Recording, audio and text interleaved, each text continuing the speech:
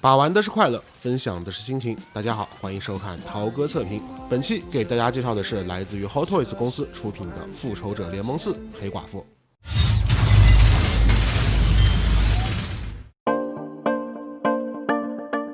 在复联4中，因为众所周知的原因，寡姐没有什么战斗的镜头，但是她的表现绝对给所有观众留下了难以磨灭的印象。我在电影院看到跳崖那一幕的时候，张大的嘴巴久久不能合上，因为我实在想不到黑寡妇这个复联元老角色居然会以这种方式离开我们，一时间确实无法接受。当然了，寡姐其实还未正式告别荧幕，因为之后呢还有一部独立电影，只是这部电影也是命运多舛，到现在还没上映。那说回玩具啊， Hot Toys 这款复联4版本的黑寡妇，我个人还是很感兴趣的。不仅是因为这是剧中黑寡妇生前最后一套战衣，而且当初官图中头雕的表现也相当亮眼，可以说是 HT 目前最像的一款黑寡妇头雕了。所以本期节目呢，就让我们一起来看看这款产品的表现到底如何吧。从包装盒里取出的本体呢，还要先装一些小配件，比如背部呢要插上2根伸缩战术警棍的握把，还有2把手枪呢也要安放在位于大腿两侧的枪套中去。全部安装上去之后呢，寡姐才是一个完全体。那么在主体方面，拿出美队3和复联3的版本进行对比，从左到右分别是1、2、3，你更喜欢哪款造型？就在评论或弹幕里把对应的编号打出来吧。其实让我个人来选的话，我肯定会觉得复联4版本的造型更漂亮，毕竟呢这是 Hot Toys 出品的第7款黑寡妇了，外观上做得更优秀，那是理所当然的事情。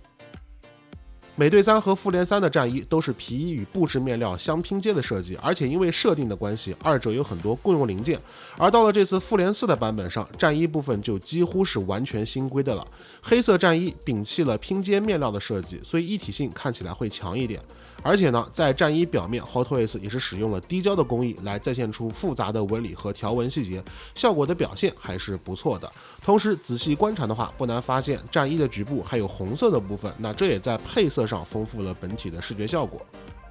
上半身方面，寡姐的胸肌采用了软胶零件，所以手感还是不错的。有条件的话，可以自己买一个回来感受一下。不过战衣正面的拉链呢，就是假的结构，并不能像之前几代黑寡妇那样真的拉下来。当然了，这种设计呢，其实外观上来看问题不大，但是如果从另一种角度出发的话，可能也是个难以忍受的缺点吧。反正我是不太喜欢。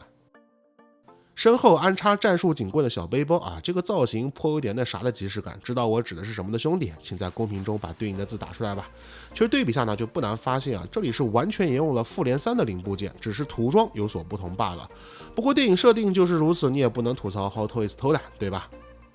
另外，腰带和大腿处的枪套是连在一起的设计，这里采用了软胶零件，以此来避免影响可动。同时，腰带上的银色部分也有旧化涂装，金属的质感表现很到位，几乎可以以假乱真了。不过这个部分呢是不能取下的，玩的时候要特别注意。然后左手手背处也是还原电影设定，这里呢会比右手多一个穿越时空的量子装置，不过细节和涂装就一般般了。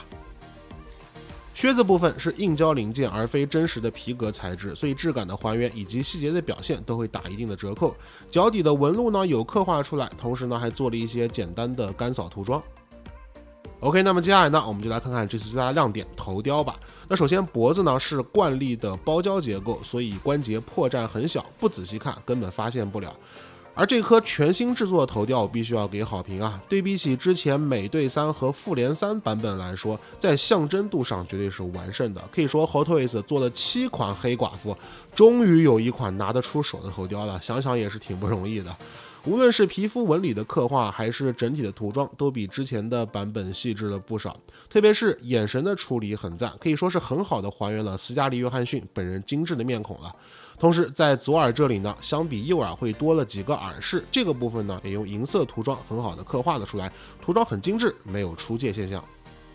而且这次因为寡姐的发型有了很大的变化，不再是披头散发，而是扎起了小辫子，所以 Hot Toys 也是第一次在黑寡妇的头雕上采用了胶发的设计。那最终呈现出来的效果，除了辫子末尾的细节显得有点肉以外，其他方面都是可以令人满意的。那毕竟这种复杂的发型，想在1:6的比例上用直发技术完美还原，那工艺难度确实是很大的。那另外呢，复联4中黑寡妇的头发是暗红色里透着一点金色，在 Hot Toys 这款产品上也采用了渐变的金属色涂装进行还原，特别是后脑勺这个部分呈现出来的质感还是相当赞的。另外在右边头发上也有一小撮辫子， Hot Toys 呢也是很好的还原了出来。所以综上所述，这颗头雕无论是面雕还是头发部分的表现都是可以令人满意的，说它是 Hot Toys 有史以来最还原的黑寡妇头雕一点都不过分。而至于部分玩家觉得头有点大的问题我觉得一方面可能是双峰尺寸有点缩水，所以显得脸大，还有一点呢，可能就是拍照的时候镜头畸变所导致的问题了。实际上肉眼观察的话，并不会觉得这个问题很明显我是可以接受的。可动性方面，根据官方介绍，这款黑寡妇全身一共有28个可动关节，不过因为是全包胶战衣的设计，所以很多人对可动性的表现并不会太看好。然而实际上手把玩后，你会发现战衣面料的拉伸性意外的强，所以对可动的影响并不大，上半身的活动性呢还是很不错的。不过在胯部这里的关节活动阻碍以及回弹还是蛮大的，所以可动幅度并不理想。膝盖是双重关节，这里的活动范围还是可以令人满意的，只是靴子因为是一体成型的设计，所以左右的接地性呢几乎为零，那这也是 Hot Toys 黑寡妇的通病了。整体来讲，可动性不过不是没有想象的那么差，但也算不上超可动。而且这种表面有很多细节的包胶战衣，平时就不太适合摆太大幅度的动作，因为很容易让战衣表面出现不可修复的折痕，并且长时间大幅度弯曲的话，战衣的接触面还会很容易发生粘连的情况。所以如果你比较在意的话呢，还是以战狮的形态入柜吧。内容附属物方面，因为你们懂得的原因，黑寡妇确实没啥配件好给的。手型呢一共是4对，除了握拳手、开掌手以外，还有握持警棍的替换手以及持枪手。左手的手背处呢都有穿越时空量子装置的细节刻画。那因为黑寡妇这种女性素体的手腕连接器都会比较细，所以即便 Hot Toys 多给了一对备用零件，替换的时候呢还是要小心一点，别给弄断了。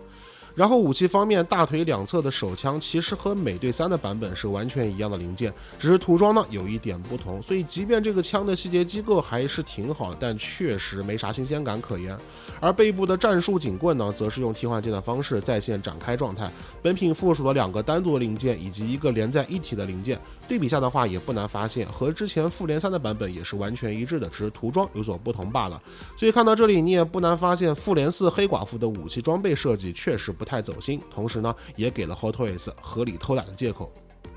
最后在地台方面也是常见的6边形规格，正面的铭文刻画以及地台表面的图案设计都是常规表现，没啥值得一提的。拖裆式的支架呢，支撑这种比较轻的主体其实是没啥压力的，但毕竟是女性角色的人偶，这个支架的形式如果能再改改的话，可能会更好一点。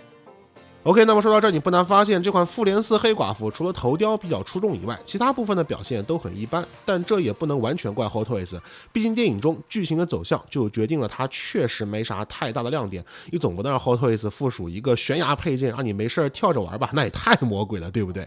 总之，不论你是很喜欢这个版本的黑寡妇，还是你想制霸 Hot Toys 的复联4全线产品，这款黑寡妇 7.0 我觉得还是可以考虑的，毕竟这是寡姐生前最后一套战衣，还是有一定纪念意义的。而如果你对本品的素质不太满意，其实也可以等等看 Hot Toys 的独立电影版黑寡妇，毕竟如果只想收藏一款寡姐的话，确实还是得多比较比较，才能知道哪一款更合自己的心意。OK， 那以上就是本期节目全部内容了，记得关注或订阅我们的视频道，看完别忘记赞一支持一波，我们下期再见，拜拜。除了扫描二维码以外呢，我们还可以点击微信右上角的加号，选择添加朋友，在最下方一栏公众号里呢，输入涛哥测评就可以找到我的微信公众号了。另外，别忘了置顶我的公众号，这样子呢，我每天推送的最新玩具资讯你就不会错过了。玩具资讯哪里找？尽在涛哥公众号，赶快关注起来吧。